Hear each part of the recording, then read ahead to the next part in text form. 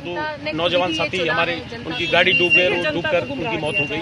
कहीं ना कहीं बिजली से, करंट से, पानी में करंट उतर जाता है, लोग क्रॉस करते वक्त करंट लगने से भी मौतें हुई हैं। तो यही है हमारा कि आपने इस मानसून में क्या तैयारी कर, पिछले 5-6 महीने से ये बोल रहे हैं कि बार बार कि हमने मानसून को लेकर सारी तैयारी कर ली है, परंतु अभी 2 दिन पहले बरसात हुई है और बरसात इस मानसून की पहली शुरुआत थी जो बरसात हुई है, उसमें पूरा जलमग्न हो चुका है पूरा खुदा। कोई इनके पास कोई तैयारी नहीं है। 5-6 महीने से बार बार चिल्लाते आ रहे हैं कि हमने पूरी तैयारी कर ली है। इनकी जो पोल है वो पहली बारिश में खुल गई, बहुत सी जगह गाड़ियां भी डूब गई। कह रहा हूँ सर, जाम को लेकर इनके पास कोई व्यवस्था नहीं है। हल्की सी बारिश होती है, हर रेड लाइट पे, मत्थर रोड पे, कॉलोनियों में, सेक्टर में, हर जगह जाम हो जाता है। जाम को लेकर उनके पास व्यवस्था नहीं है। जल भराव को लेकर कोई व्यवस्था नहीं है इनके पास। सीवर ओवरफ्लो हो जाते हैं, सीवर का पानी घरों में घुस जाता है, लोगों के किचन तक पहुंच जाता है, उसको लेकर इनके पास कोई व्यवस्था नहीं है। क्या लगता है इस जो आपने ज्ञापन दिया है इसके बाद में प्रशासन जागरूक होगा? सर, हम विपक्ष के हैं, हमारा काम है मुद्दों को उठाना।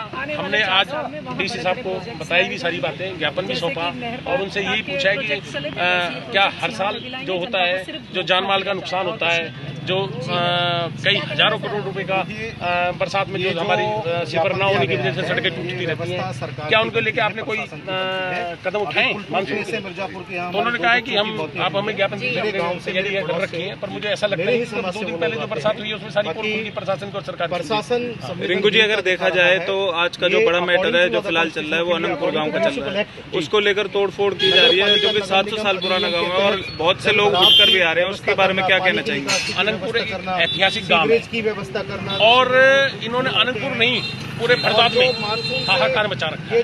कॉलोनी को तोड़ा जा रहा है, फार्म हाउसों को तोड़ा जा रहा है, घरों को तोड़ा जाता है। अनंतपुर 700 साल पुराना ऐतिहासिक गांव है।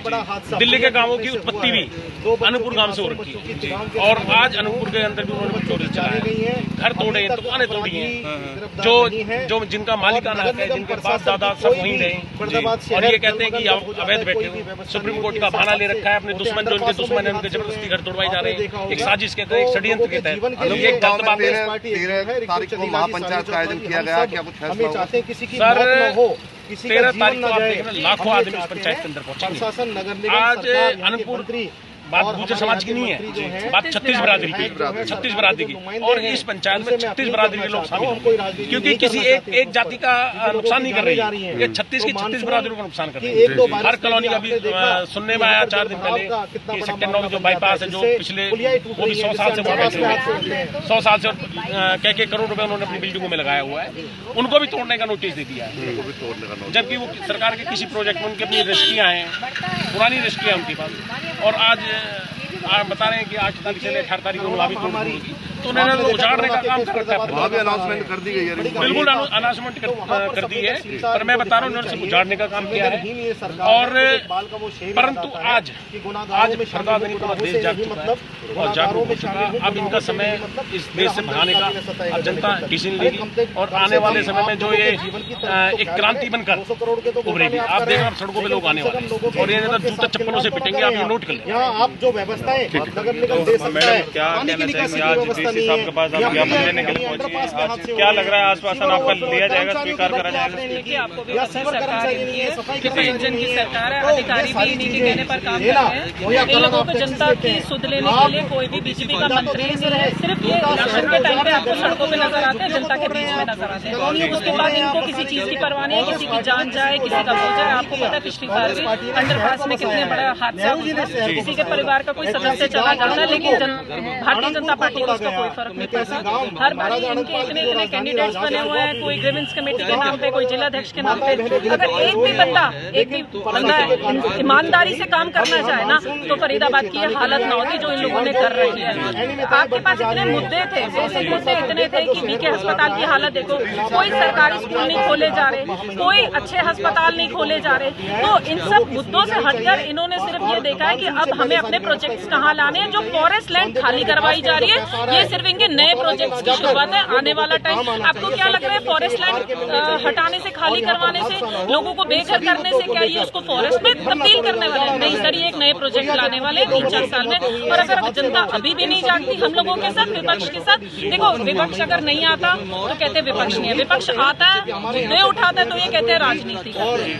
तो जनता को खुद फैसला लेना अपना कि वो क्या चाहते हैं। अब 10 साल तो आप लोगों ने दे दिया बीजेपी, और आने वाले 5 साल भी इनके हैं, तो आप अभी भी 15 साल, सर मैं तो कहती हूँ 5 साल भी देखिए ना, एक बार देखिए। राजनीति जो इलेक्शंस होते हैं ना, वो देश के विकास के लिए होते हैं। जो आप नया चेहरा लाते हैं वो इसलिए लाते हैं कि वो हमारे लिए काम करे, लेकिन अब बार बार अंधभक्त बने बैठे हैं। ऐसे लोगों पे विश्वास कर रहे हैं जो सिर्फ वोट के टाइम पे आपके पास आते हैं और अपना घर बाहर करने का काम करते हैं। तो मेरी जनता से अपील है, प्लीज आप अपने क्षेत्र को बचाइए, और जिन लोगों को आप जिन पे विश्वास करते हैं वो आपको सिर्फ धोखा देने का काम कर रहे हैं। गरीबों के आशियाने उजाड़े जा रहे हैं, मिडिल क्लास कहीं ना कहीं दबता चला जा रहा है। अभी भी आप देखिएगा मानसून क्षेत्र में, आप देखिए मैं सेक्टर 28 में रहती हूँ, वार्ड नंबर 30 में, उसकी हालत देखिए, जगह जगह धोखे, पनवाड़ी, ठेके बने हुए हैं लोगों के लिए, पर एक सरकारी नया स्कूल नहीं खुला बच्चों के लिए। तो आप ये इसे विकास कहते हैं? जनता कौन सी बात करती है जनता? तो मेरा आप लोगों के थ्रू, आप लोगों से, सबसे मीडिया के थ्रू आप लोगों से मेरी प्रार्थना है कि जनता को अपने मुद्दों के लिए खुद आवाज उठानी चाहिए, किसी के लिए इंतजार ना करें। अपने आसपास के क्षेत्र में जो भी प्रॉब्लम्स है अपने पार्षद से मिलिए और उनको कहिए इनका समाधान करें।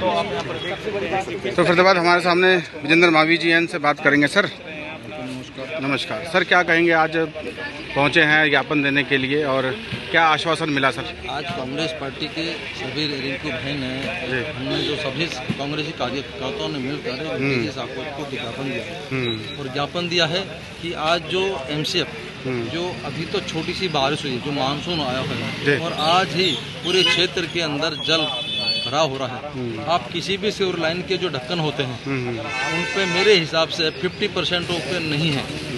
और ये दुर्घटना का आपने देखा होगा, पिछली बार भी एक जो हमारे फतेहपुर गांव के पास में जो वो है, उसमें एक अच्छे बुद्धिमान बैंक के मैनेजर वो उसमें डूब चुके थे, क्योंकि उनको ये मालूम नहीं था कि भी यहाँ इतना पानी भर सकता है।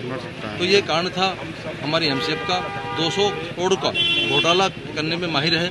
और आज भी सरकार अपने आंख और कान बंद करके सोई हुई है। हम ये जगाने के लिए कांग्रेस पार्टी ने जो इनको जगाने के लिए ज्ञापन दिया है कि आप जागो। ये मेरा गुरुरूपी सर समाज है, और सर समाज आज बहुत दुखी है भाजपा सरकार से, क्योंकि ये समय एक सा नहीं होता। ये सोच रहे हैं कि राम राम जपना पराय माल अपना, ये भाजपा सरकार सिर्फ उस काम पे कर रही है, और मेरा गुरुरूपी सर समाज सारा ही दुखी है। और आज देखो ना, आज MCF जो काम कर रही है, उधर तो ये दिक्कत हो रही है, उधर लोगों के तोड़ फोड़ जो बेचारे गरीब लोग हैं 4-4 पीढ़ी हो जाती है एक रूम आने के लिए, और ये सेकंडों में सबकी तोड़फोड़ कर रही है। आज देखो अनंतपुर में वहाँ हजारों करोड़ का नुकसान हुआ है, और मेरे हिसाब से हजारों लोग बेघर हुए हैं, जिनको वहाँ पर जो लोग काम करते थे, कोई लाइट का काम करता था, कोई सफाई का काम करता था, कोई बर्तन धोने का काम करता था, कोई टेंट लगाने का काम करता था, तो हजारों लोग बेघर हो चुके हैं, उनका रोजगार छीन दिया गया। दूसरा नंबर आज जो तोड़फोड़ चल रही है, और 13 तारीख को पूरा भारत देश के क्लोजर का महापंचायत होने जा रही है। तो मैं भाजपा सरकार से कहना चाहता हूँ कि ये काम न करें, क्योंकि समय एक सा नहीं होता। अगर आज आप मेरे गुरु की समाज को इतना दुख दे रहे हो, तो आपको सीट से उतारने में इनको बहुत ही 1 सेकंड में आपको सीट से उतार देंगे, कि आने वाले समय आपका नाम लेवाने वाला कोई नहीं होगा। क्योंकि हाय बुरी कंगाल की लोहा भस्म हो, कहा हमने भी सुना, आपने सुना है, तो यही हो रहा है। सिर्फ ये घोटाले पे घोटाला करते जा रहे हैं। तो मैं यही कहना चाहता हूँ कि सरकार से और ये MCF से, कि ये MCF में इतना पैसा घोटाला कर देते हैं, लेकिन धरातल पे कोई काम नहीं हो रहा। ठीक है सर। तो फरीदाबाद आप देख सकते हैं, यहाँ पर लघु सचिवालय सेक्टर 12 में आज DC साहब को ज्ञापन दिया। रिंकू चंदेला जी जो पूर्व मेयर रह चुके हैं फरीदाबाद, और रियाज जी हैं सामने पूरी टीम के साथ यहाँ पे ज्ञापन देने पहुँचे हैं, और आश्वासन मिला है कि जो इन पे जो भी ज्ञापन दिया है उन पे जो है काम किया जाएगा। तो फरीदाबाद जोड़ेंगे आपको किसी और अन्य खबर के साथ, तब तक के लिए नमस्कार।